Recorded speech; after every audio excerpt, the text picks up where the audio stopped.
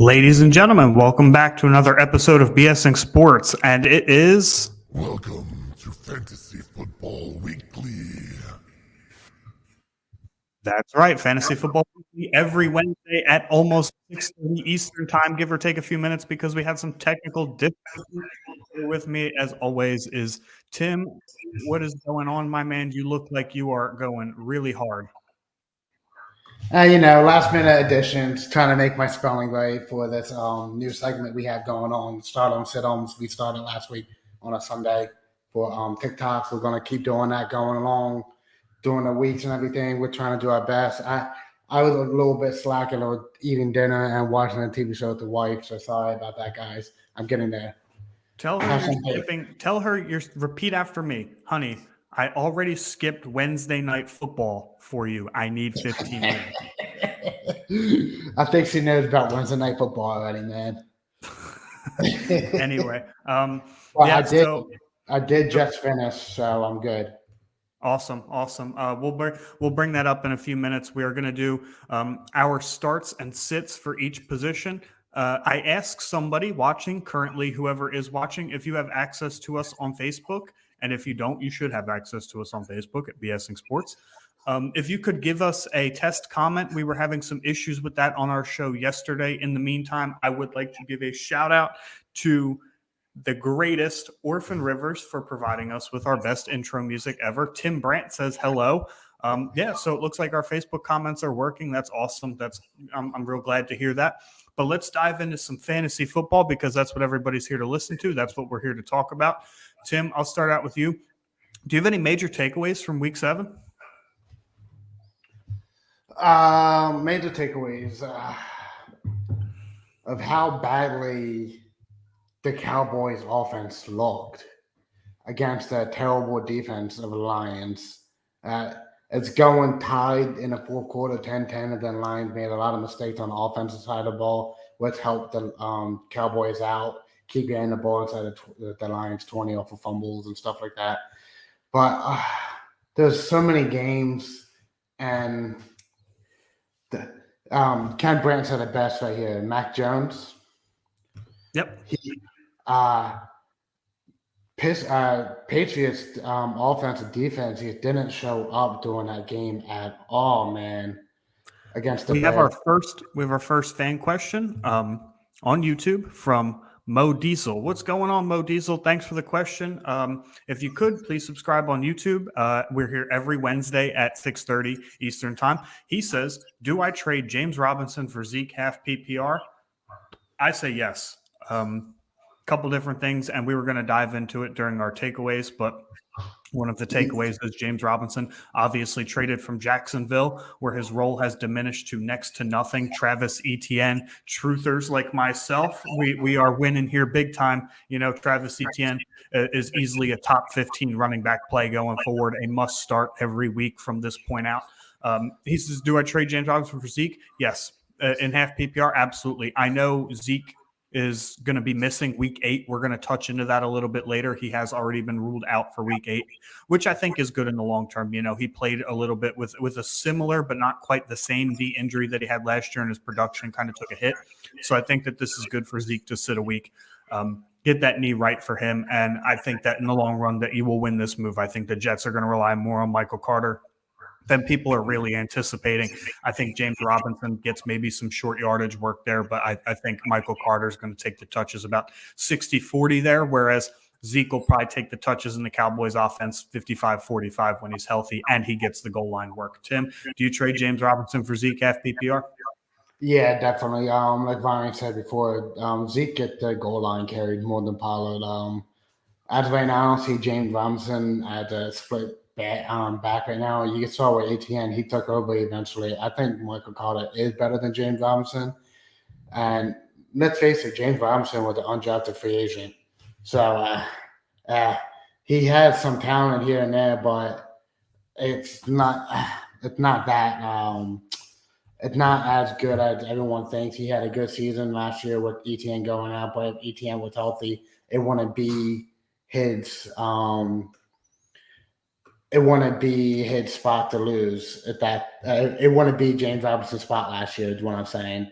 So yeah, I would definitely trade Zeke over everything else. Trade James Robinson and get Zeke. I'm sorry. Okay. Mr. Josh says on YouTube, thank you, Mr. Josh, for the comments. Go ahead and subscribe on YouTube. We're here every Wednesday at 6:30. Picked up the Eagles defense on waivers. Good pickup. I think it's a fantastic pickup. I think the Eagles defense, Absolutely. maybe not from, well, obviously we think it's a fantastic pickup. No, I think from a fantasy perspective and a real life perspective, they're playing very well. They force a lot of turnovers. They get a lot of sacks. And I think that they just produce, from a fantasy aspect. Now, defensive scoring gets a little shaky depending on how it is in your league, but I think that they're a very consistent defense. I think the Eagles and the Cowboys are probably two of the more consistent playable defenses week to week. Yeah, I'm definitely playing the Eagles defense over anything else. They're playing a shambles Pittsburgh Steelers offense. Kenny Pickett hasn't looked that great. He had been making bad decisions, a lot of interceptions. I think 6 interceptions in the last 2 games or something like that. And I don't see them stopping anytime soon. So yeah, definitely pick up the Eagles defense on the waiver wires. Yeah. So the biggest takeaway for me, obviously, Brees Hall getting hurt out for the season. He is done. Torn ACL, a little bit of MCL damage that we talked about yesterday on the show. The fantasy aspect of this is, James Robinson going to the Jets. People think that he's going to fill the role right away. It's just not going to happen. I don't see that happening. Me either. Definitely not. I think Michael Carter takes a lot more snaps than anyone thinks he's going to happen. But they traded a 4th round pick, which was a win for Jacksonville. Because, like I said before, James Robinson was an undrafted free agent. Yeah, for sure. I don't think that he's quite nearly as explosive or gets the same amount of touches. I know it seems like the Jets don't have any faith in Michael Carter, but I think that he does end up taking a little bit more of the lead back role here in this situation. Another big one, Tim, you kind of whiffed on this one with your sit-ums. DJ Moore finally coming out party, maybe? Man, I think trading CMC really helped him out lately. I'm happy DJ Moore is getting the targets now, but I still think you need to be traded in the long run to help him out even more to like a Kansas City or a Green Bay with an elite quarterback. If he has an elite quarterback, who knows what his ceiling could be at. So I definitely got that wrong last week, and I will 1,000% admit it. So hopefully the target to keep going with that. One of yours,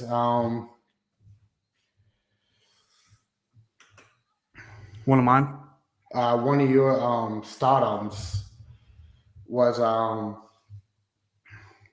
what that Alec Pierce, you said? Yeah, Alec Pierce didn't exactly have the best week. And to be fair, I was right in the reasoning for why I would choose Alec Pierce. However, Paris Campbell seemed to have eaten all the targets last week. He had 10 catches for 70 yards and a touchdown, I believe. So for me, it was just predicting that Alec Pierce would get some kind of work like that, and it just didn't happen that way. But I kind of whiffed on that one. I think Pierce still had about 6 or 7 PPR points, if I'm not mistaken. So he wasn't like a complete loss, but I assumed that he was going to get the targets that Paris Campbell got. 2 of mine did hit, though. I did pick the Cowboys running backs, and at 140 yards between the 2 of them, with Zeke getting 2 touchdowns, I think that they were both playable. Zeke was in that RB1 category, while Pollard was in the RB2, maybe flex range. So they were both very playable. And then Jimmy Garoppolo had a fantastic fantasy game against the Kansas City Chiefs, who have a horrific pass defense when it comes to stopping, quarterbacks from a fantasy aspect. So Tim Hawkins on YouTube asks, think Goodwin from Seattle sees more targets, playing time with DK not playing? Absolutely. If you have DK Metcalf on your team, Marquise Goodwin should absolutely be rostered as a backup in the event that DK Metcalf does not play. It sounds like that he will not. It sounds like that he's probably only going to miss 1 week.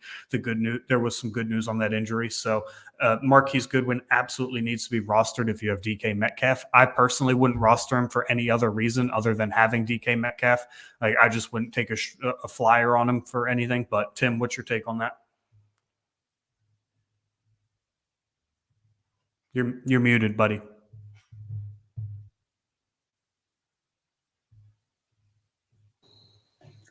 I lost connection, it looks like. My internet's going in and out a lot lately.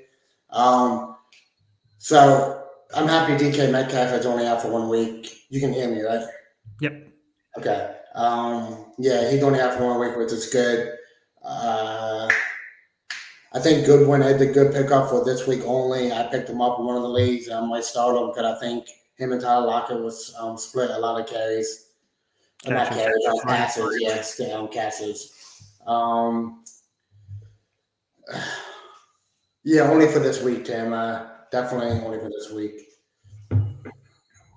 And I would only do it if you had DK Metcalf. I wouldn't do it just as a random flyer. But another takeaway from Week 7 is Christian McCaffrey didn't play a whole lot. I know that a lot of people were very disappointed at that. A couple of fantasy analysts that I follow on Twitter were kind of catching some hate for telling people to start McCaffrey over other people. And to me, that just doesn't make any sense. When you come to these channels, you ask people for advice. It's your team. Ultimately, you get to make the decisions. Don't bash them because they gave you a suggestion. Like, in all honesty, starting CMC over damn near everybody is the right move every single time. I don't care, if it's Jeff Wilson's season in there or not. You got to start CMC. He's an explosive player, and he could have very easily turned any one of his touches into a touchdown. That's what makes him one of the better fantasy assets in the NFL. Tim Hawkins points out Mike Williams also got hurt too. He did. He has a high ankle sprain. Sounds like he'll be out 2 to 5 weeks, probably on the longer end of those. Fortunately, the Chargers are on a bye this week, so it gives them an extra week to recover without missing a game. And since I already did this in my one league, I can give this information away. Josh Palmer is the play here. He is 100% the play here. If you were on redraft, you need to go look on your waiver wires now. And I say this because people in just general fantasy football sort their waiver wires by two things: projected points scored for this upcoming week and points scored for the following week. You won't find Josh Palmer on either of those. He missed the last game with a concussion, so he scored no points, and the Chargers are on a bye this week, so he won't show up at all. If he's on your waiver wire, snag him, because it looked like Keenan Allen wasn't quite right yet, and Mike Williams is obviously going to be missing their next couple games. So Josh Palmer is elevated into the wide receiver 2 conversation. Maybe a little bit of a boomer bust, probably a little bit safer of a wide receiver 3 or flex play there, depending on how your league's set up. But yeah, he's definitely the pickup on the waiver wire with the Mike Williams injury. There's just so much inconsistency with Keenan Allen right now. Yeah, with Keenan, I think Keenan Allen came back too soon already. Believe it or not, he wasn't at 100% to begin with, and he even admitted it. I listened to some analysts saying that we should start Keenan Allen if he's playing or not, and it didn't play out in my favor. I know Tim Hawkins said something about my fantasy teams. They did take a shit last week. So if anyone knows, I'm in 7 leagues with mine, basically, and Tim Hawkins is in a couple of them. Me and Tim Hawkins are brother-in-laws. We made a couple side bets about name changes, and he hit me hard with these name changes. I got a #1 Cowboys fan, which really hurts. And then the second really hurts too is Hurts my guy. Everyone knows I'm not a big Hurts fan until he proves to me what he can do more in the NFL. So good. I mean, you got to be a Hurts fan at this point, right? No, I don't have to. Yeah, we're 6-0, but that's because our running game is coming alive. And at Flex, should I start DJ Moore or Tony Pollard? Mr. Josh asks on YouTube at Flex, should I start DJ Moore or Tony Pollard? Mr. Josh, thank you for another fantastic question. I'm stumped. So am I. I would like to see the rest of your team. Actually, I would like to see what you're projecting your starting lineup to be for this week. I think that's an interesting one because Zeke being out, Tony Pollard's going to get a majority, if not all, of the work. It's very rare anymore that running backs get over 90% of the snaps in a game. So, but I could see Tony Pollard hitting that 80 to 85 range, somewhere in that workhorse like area. And DJ Moore looked like he came alive last game, had 19.9 PPR fantasy points, and he has the easiest matchup in fantasy this week. We'll get into that a little bit later into the show. So this is a tough one. I'm assuming this is a PPR league. If it's a standard league, that makes my decision a little easier. But yeah, him and PJ Walker showed a little bit of chemistry last week. So I'm curious as to what the rest of your lineup looks like. Maybe there's kind of something that we can tweak there, or I can give a suggestion too. But I mean, both of these dudes are very playable this week. So the fact that you have this issue at your flex looks like it's a good problem to have. Yeah, definitely. I want to, like Ryan said, I want to see the rest of your starting lineup before I make my decision. But definitely a hard question. Good question, Mr. Josh. So in the meantime, while we're waiting for the rest of his lineup, I got a question for you, Tim. This week only, you starting Andy Dalton or Matt Stafford? Andy Dalton has Vegas, who is porous against quarterbacks. Matt Stafford has the 49ers, and he's coming off his bye week.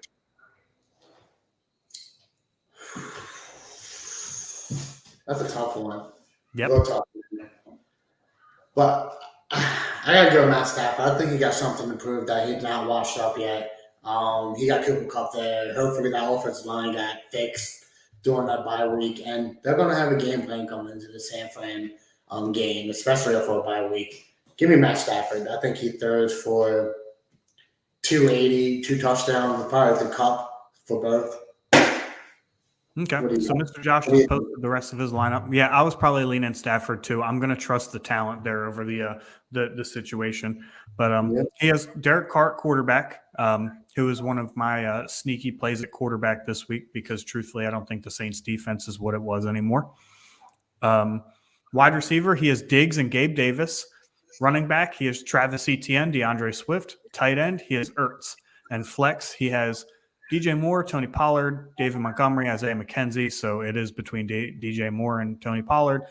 Kicker, Maher, and defense, I'm still deciding who to pick up. That's fine. Streaming defenses is one of the easiest things to do. He says he also has J-Rob. So I do think it definitely comes down to DJ Moore and Tony Pollard. Me personally, and this is going to sound a little bold, I know that the Bills have an elite passing attack. I'm going DJ Moore at the wide receiver 2 slot, and I'm starting Tony Pollard in the flex. And I'm sitting Gabe Davis out this one. Now, obviously, if DeAndre Swift does miss this week, this makes this decision very easy. You just move Pollard into the RB2 slot and move Gabe Davis into the flex. But I'm sitting Gabe Davis. To me, he's a little iffy. And I think that DJ Moore, with the matchup that he has this week, is definitely a safer play. And you have enough upside in the rest of your lineup to cover that. So I would probably go DJ Moore in the wide receiver 2 slot, Tony Pollard in the flex. Tim, what are you looking at here? Yeah, I definitely agree with you about Gabe Davis. He's so big, boom or bust. I would definitely sit Gabe Davis with DJ Moore and play my Tony Pollard in the flex. But he does say he does have James Robinson too on his bench. So if DeAndre Swift don't play again this week, I would definitely move Pollard to running back 2 and maybe flex J-Rob, see what the Jets have in store for him. Me personally, I'm fading J-Rob. The reports said that they're going to ease him into the offense. That, and I want to see what he does first. You know, what is his actual role going to be moving forward? It's not like this is a trade where CMC goes to the 49ers and he's obviously going to take 80 to 85% of the snaps. He's going to be in the red zone. He's going to do the receiving work. There's no clear-cut James Robinson role yet, so I would keep him on the bench. I would definitely keep him on the bench, but I would keep him on the bench until you see what his role is moving forward. But I think that we're in agreement. DJ Moore over Gabe Davis, Pollard in the flex, unless Swift doesn't play. Good question, Mr. Josh. You have a good team, by the way. So if you want to check in with us every Wednesday, 6:30 Eastern time, go ahead and subscribe on YouTube. Once we get to 100 subscribers on YouTube, we are doing a free giveaway. So, maybe you're one of the lucky ones. Who knows? But yeah, so back to the Stafford Dalton thing, man. I'm going to trust Stafford. He has, we're in Superflex Dynasty League, so it's a little bit different for us compared to one quarterback league. Stafford is obviously a bench quarterback or potentially even on waivers in one quarterback redraft leagues. But in Dynasty Superflex, it's a little bit different. He might still be a must start in Superflex. So I'll probably lean Stafford. I have until Sunday at 12:59, to make that decision. But yeah, I might lean Stafford. We'll see. Yeah, I would lean Stafford. I think that he comes back and prove that 49ers don't have a number that, like the past year he had. They lost 3 games to the 49ers in last year out of 5. Well, out of 4 right now, and the 49ers made him look terrible, to be honest. And he got lucky in the championship round last year in the playoffs that the 49ers cornerback didn't catch that ball to end the game. That Cooper Cup came down and had a good touchdown pass at the end of the game.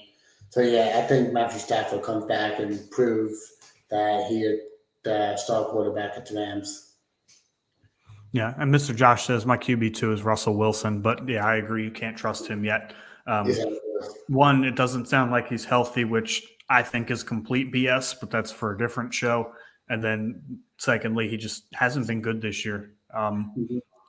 As of right this second, Cortland Sutton and maybe Greg Dulcich, because of the realm of tight ends and how that outlook has changed for this fantasy season, are probably the only 2 startable assets in the Denver Broncos offense right now. So, to be honest, Cole Sutton didn't do anything last week. I had him in Brett Rippon playing quarterback didn't help, but I think moving forward, Sutton is probably a flex play the rest of the season, or as long as Rippon is in there. And then once Wilson comes back, he probably slides back into the wide receiver 2 conversation.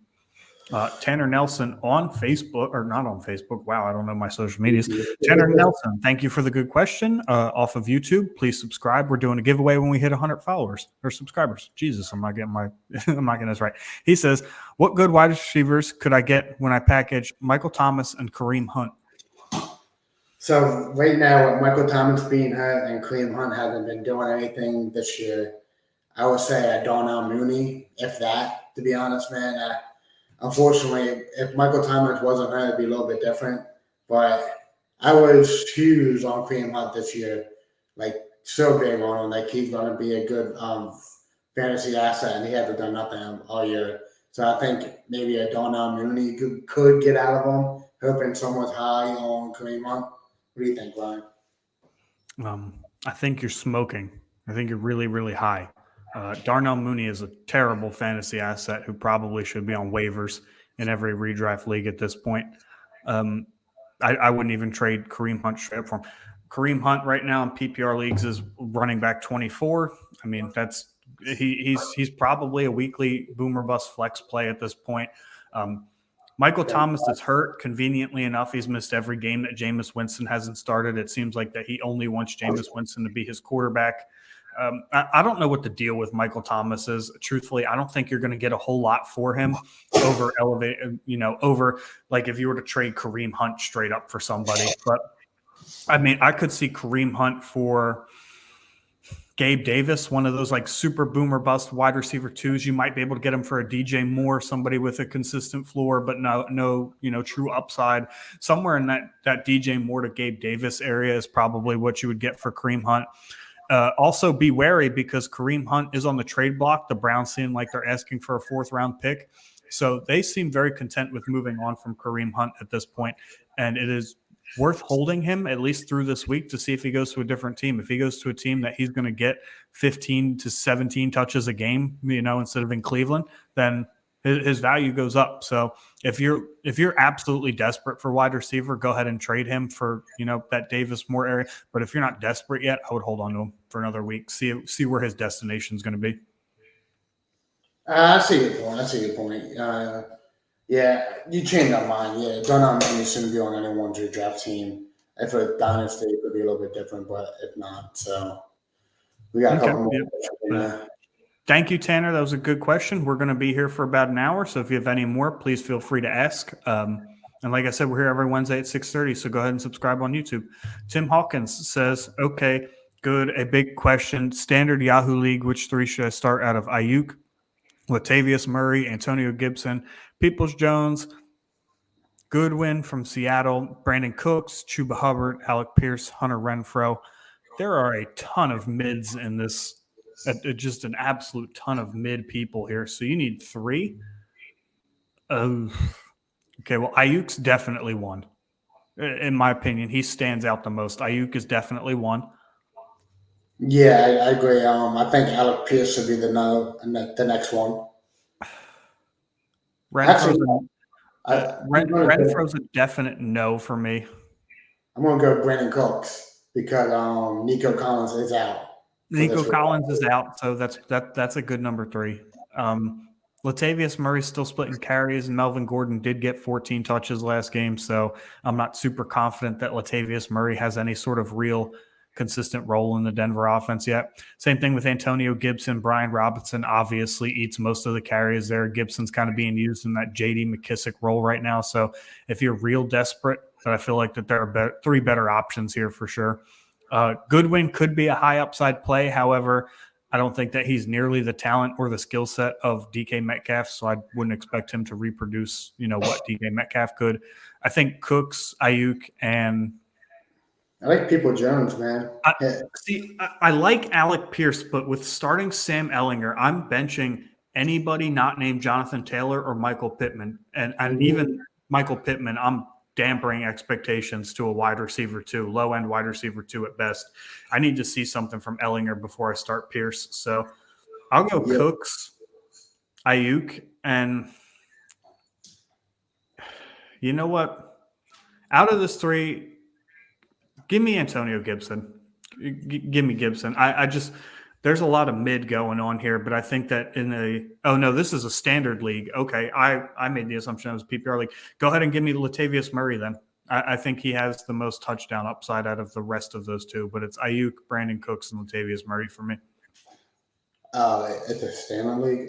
Yeah. This is my Uncle Carl's league. Okay, yeah. Then yeah, I definitely go with Latavius Murray, Cooks, and actually over Latavius Murray, I might go Chuba Hubbard over See, Latavius Murray. if it was Dante Foreman, I would probably go Foreman over Hubbard in standard league, but I feel like Hubbard's going to be used as the pass catching back. Okay, I see your point. Yeah, all right. Let's go Murray, Ayuk. Ayuk and Cooks. Okay. Yeah, so good question. Tanner, you did get back to us. Give us a second. We are going to we're going to answer Kyle Grove's question on YouTube. Thank you for the question, Kyle. As I mentioned, please subscribe, share with your friends. We're here every Wednesday at 6:30, just talking fantasy football. He says, 10-team, full PPR. Thank you. I hate standard leagues. Got offered Michael Pittman and Rashad Bateman for Jalen Waddle. My wide receivers are Waddle, Renfro, Michael Thomas, and Allen Robinson. I don't know why this individual would have offered this trade. I think the Pittman Bateman side very, very comfortably, even with Ellinger at quarterback. I think that the Colts just aren't a fantastic offense, and they're going to have to throw the ball some. And Michael Pittman is going to be extremely targeted by Sam Ellinger, no matter how many passes he throws.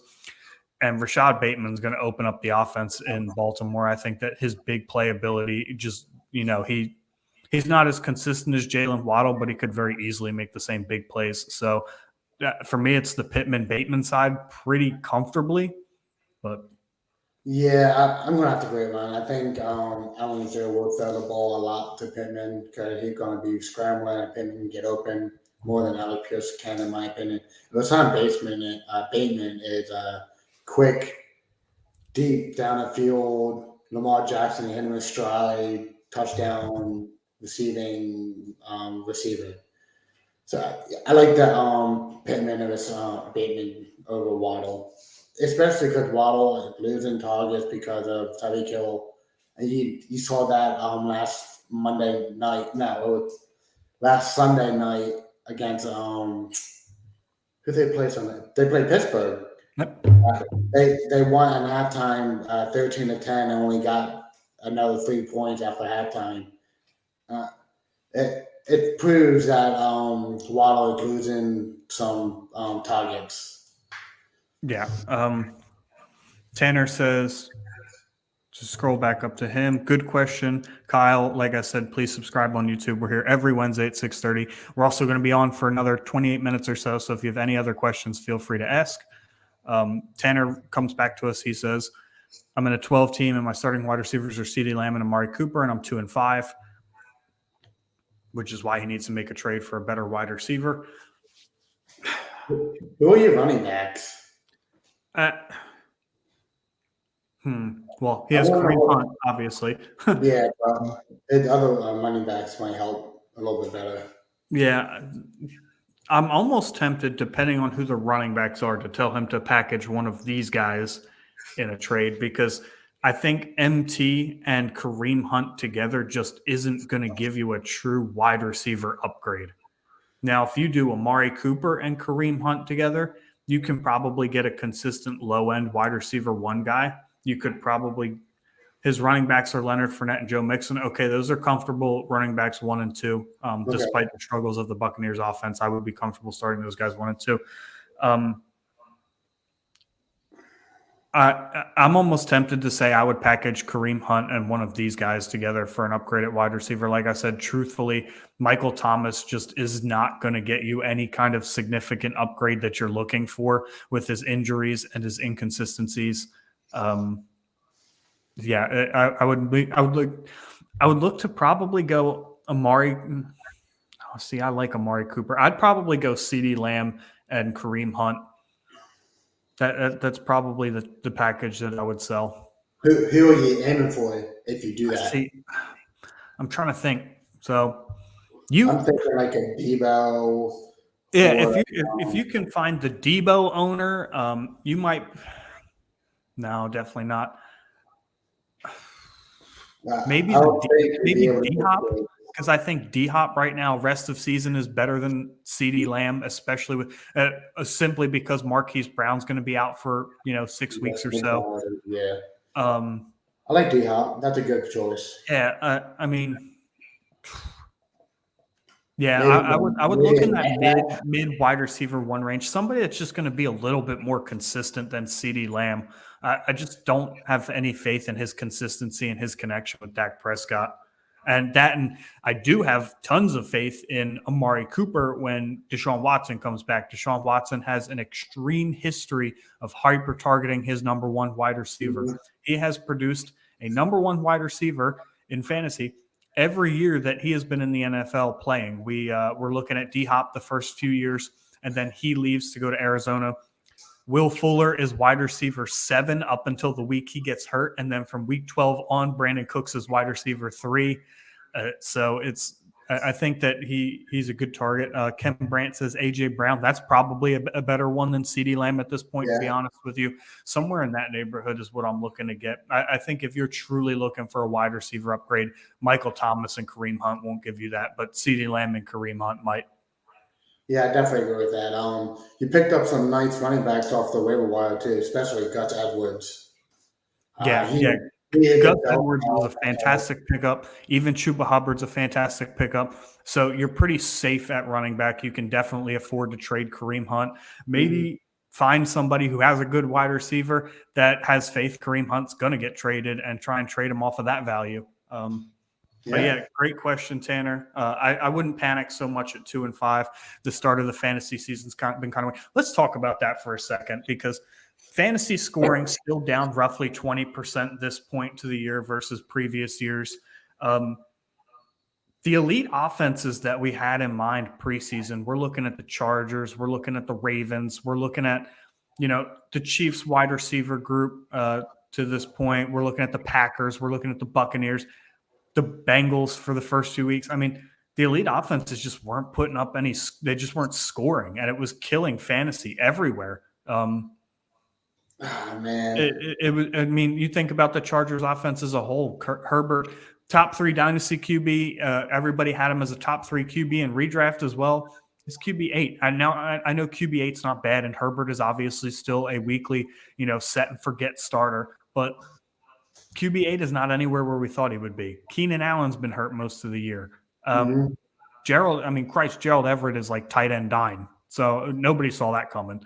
Yeah. And then you look at the Bengals offense. Jamar Chase was like wide receiver like 15 through the first 3 weeks. Again, that's not bad. These aren't bad numbers. But when you drafted Jamar Chase, you weren't expecting wide receiver 15 production. You were expecting top 5 wide receiver production on Jamar Chase right off the bat. Yeah, a lot of the good offenses in the league. The Buccaneers offense as a whole is in shambles. I think Mike Evans is like wide receiver 40. something like that. Mike Evans also missed like a game and a quarter too, but still, I mean, even Tom Brady, he's been a high end to mid QB1. He's a fringe QB1 right now. Surprisingly, as much as that is, most people would probably think that he's even worse off than that, but he's a fringe QB1. Tim Hawkins says defenses are getting better. I actually read an entire thread that said cover 2 is killing fantasy football. And it had something to do with the way the zone schemes or whatever. I don't think it's necessarily a defensive talent. To me, the elite offense is just the NFL just doesn't look right because there are still some pretty bad defenses out there. Let's get that out of the way. I think that there's some really horrible defenses. I'm looking at Seattle and Detroit, which is probably why their offenses were so good. That they were like, hey, we're going to have to score 30 points a game to even keep ourselves competitive in football games. So. I mean, Seattle made some good stops against Justin Herbert last week. So, yeah, I mean, they looked good last week. But again, Justin Herbert was without Mike Williams for the fourth quarter, was without Keenan Allen the whole game, was without Josh Palmer. It was really just Gerald Everett and Austin Eckler, at some point in time, and they just can't hang with that. Z Money XV says, Cowboys, baby. I am sorry to hear that. I hope that you're recovering well from Sunday Night Football. Unlike a lot of these other Cowboys fans who are still talking about that game for some inconceivable reason. I guess it was their Super Bowl, and just like we would all predict, they lost. Can we answer Hawkins real quick about A.J. Dillon? Yeah, go ahead. Tim Hawkins, also A.J. Dillon worth picking up off of waiver wires. And if this is your Yahoo League, standard on PPR, standard format, Tim? I think regardless of format, it just depends on how deep your bench is. I think if you have 5 or more spots, he's worth a hold. But if you have 4 or more spots or 4 or less spots, then no at this point. I mean, we've seen that there's no consistent usage in the Green Bay offense for A.J. Dillon. I mean, he got 4 carries for 15 yards. I don't think he even received a target last week. It's been abysmal for A.J. Dillon. I mean, last 3 weeks, we're looking at 32, 49, and 30% snap shares. We're looking at 6, 10, and 4 rushing attempts.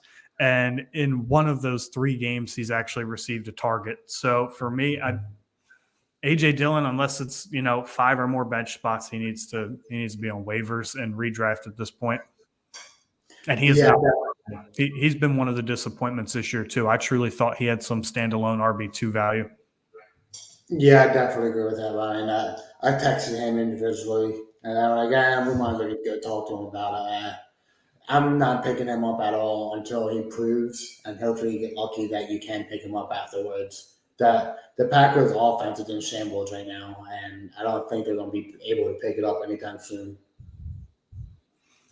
So he says his running backs are Latavius Murray, Nick Chubb, Chuba Hubbard, Antonio Gibson. He's got Dobbins on IR. A.J. Dillon obviously Nick Chubb's way better, so I'm going to leave that name out. But the other 3, I can easily see them outproducing A.J. Dillon right now. He's just not seeing the field. They're just not utilizing him. And I think it's part of conveniently enough, the Packers are on a 3-game losing streak, and A.J. Dillon hasn't seen more than 49% of the snaps in any of those games, and in 2 of them, he's seen 33 or less. So that can't be a coincidence. Maybe that turns around. Maybe you pick him up as a flyer if you have enough bench spots. But as of right now, A.J. Dillon needs to see the bench. So, yeah, I agree with that, Ryan. Tim, I'm going to bring up my my starts. Z Money XV. Also, I think he was here last week, so thanks for checking back in, Z Money XV. I'm always here for fun banter, but at the end of the day, we're here to help out with fantasy. He says, it's okay. I started Eagles players in fantasy. It's better that we lost it. Took away the pressure on Dak to perform because of an undefeated backup. We'll probably cover that more in Friday's episode with Dak being back and whatnot.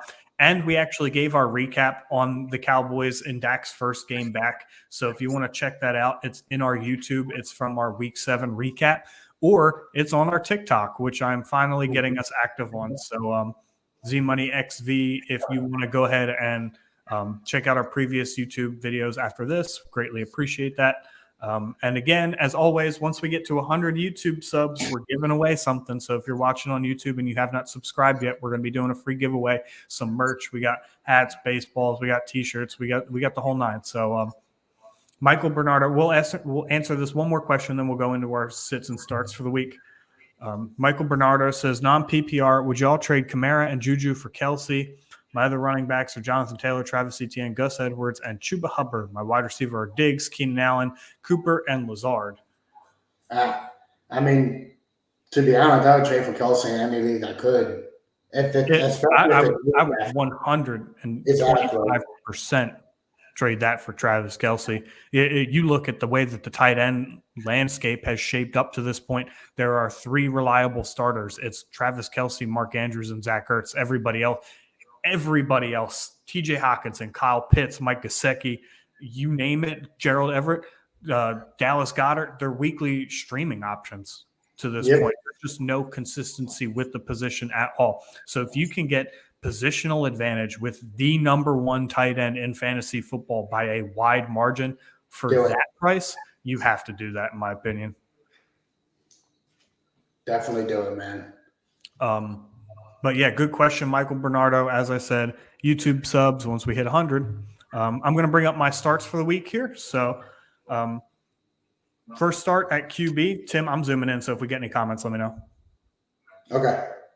First start for the week is Tua Tagovailoa.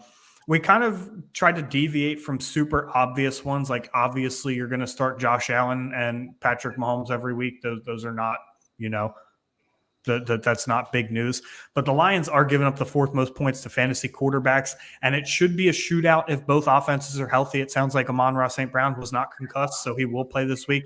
And it sounds like DeAndre Swift was on the fence about playing last week, and they just sat him out another week for health precautions. So it sounds like that this is going to be a shootout. As I've touched on before, the Lions defense is terrible.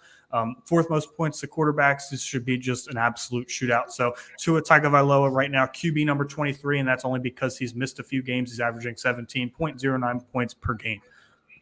Start at running back, Tony Pollard. This one's kind of easy. Zeke's out, and the Bears give up the 6th most points to running backs. This is a game that the Cowboys, as Dak shakes off a little bit more of the rust, should control very easily.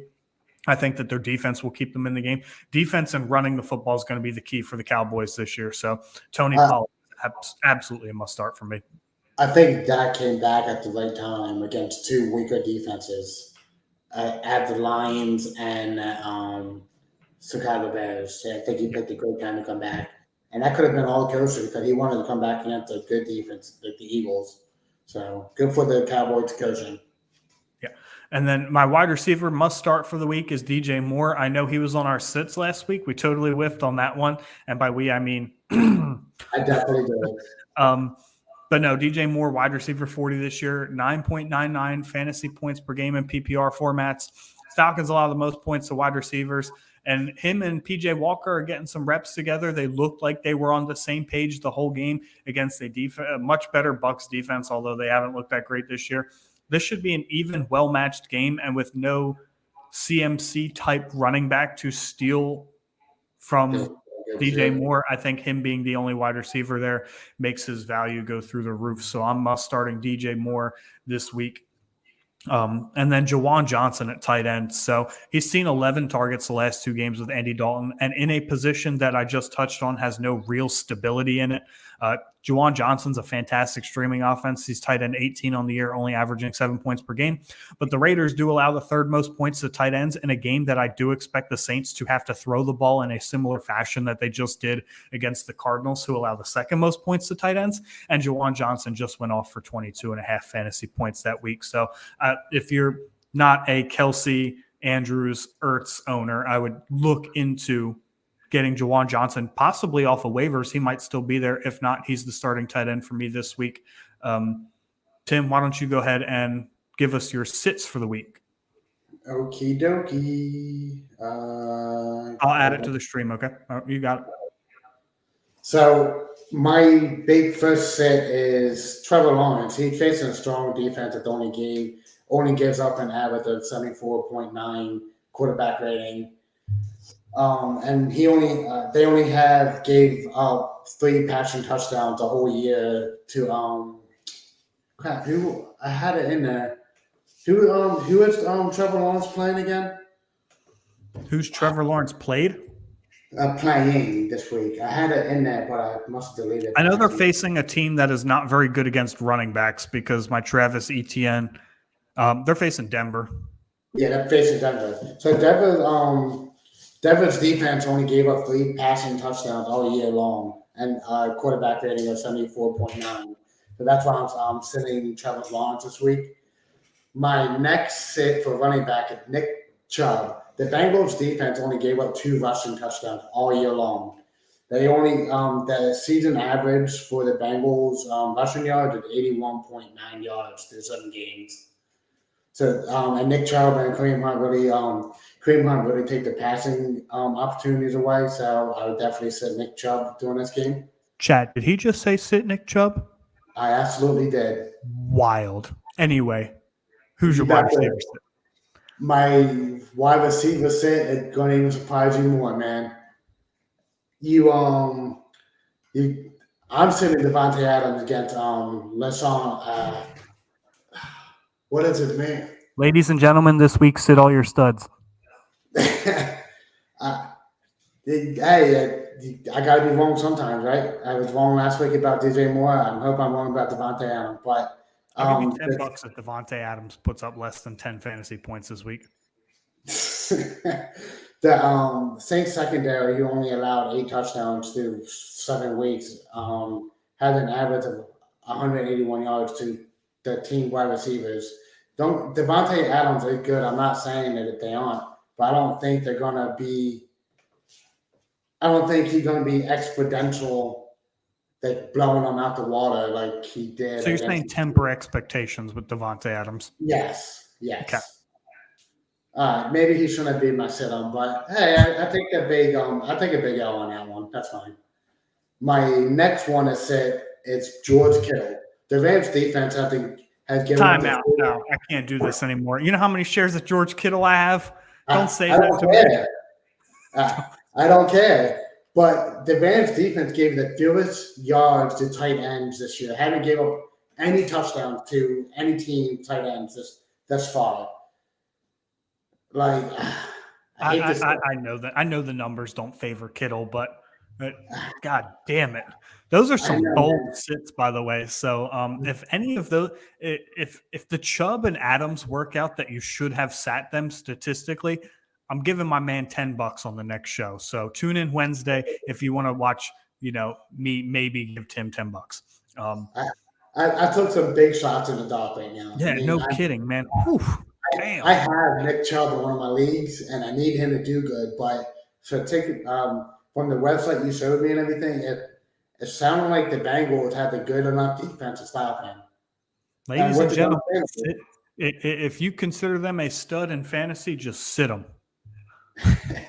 Last question before we possibly sign out here. We'll see. Z Money XV, thank you for the sub.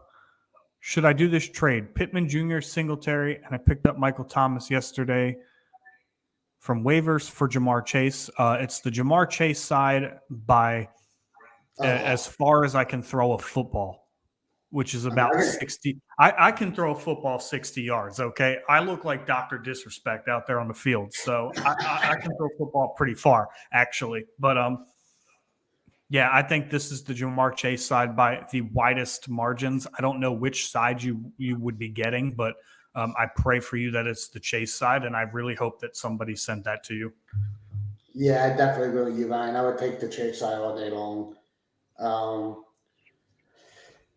Pittman and Singletary. I traded Singletary yesterday, and the dude wasn't. The dude got hacked apparently. And it all types of deal going on with that. I don't know if we're changing. Z Money has confirmed that he is in fact getting Jamar Chase, man. Smash that accept button right now. Yeah. Get Chase and then laugh all the way to the bank on that one. That's a fantastic trade for you. Tim, we've been here for 52 minutes or so now. So, you got any closing remarks before we get out of here? Hopefully my sit-on work this week, so I don't get made fun of. I know this is gonna be a big TikTok.